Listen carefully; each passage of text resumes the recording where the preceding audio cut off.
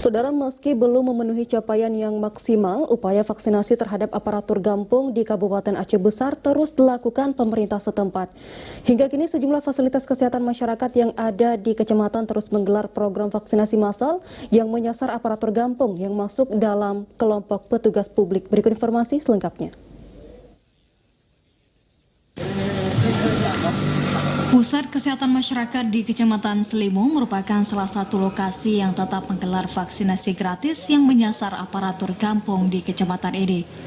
Selain menggelar vaksin dengan sistem jemput bola, Vaskes yang memiliki wilayah kerja 34 Gampong ini juga membuka vaksinasi rutin setiap minggu. Menurut Kepala Puskesmas Selimum, sejak vaksinasi serentak digelar pemerintah kabupaten 23 Agustus lalu, jumlah aparatur di Kecamatan Selimum terus meningkat. Begitupun capaian target vaksinasi masih terbilang rendah akibat masih banyaknya kabar hoax yang beredar.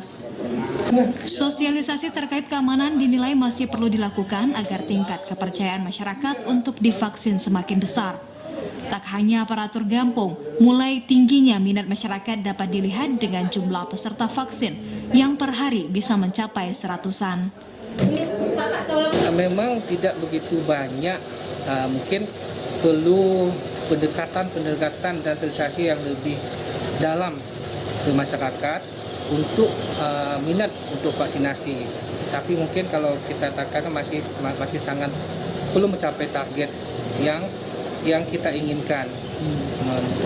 Memang datanya belum kami rekap sepenuhnya berapa yang sudah tercapai. Seperti diberitakan, untuk mengejar capaian target vaksinasi terhadap kelompok petugas publik, pemerintah Aceh Besar mencanangkan vaksinasi serentak 23 Agustus lalu. Selain menggelarnya di 10 titik di Kota Janto, vaksinasi yang dikawal Satgas COVID-19 Aceh Besar ini juga digelar di fasilitas kesehatan yang tersebar di sejumlah kecamatan. Langkah ini diharap mampu meningkatkan jumlah ASN di Aceh Besar yang menjalani vaksinasi, sehingga mampu menekan penyebaran COVID-19 di Aceh Besar. Dari Aceh Besar, Arman Konadi, TVRI melaporkan.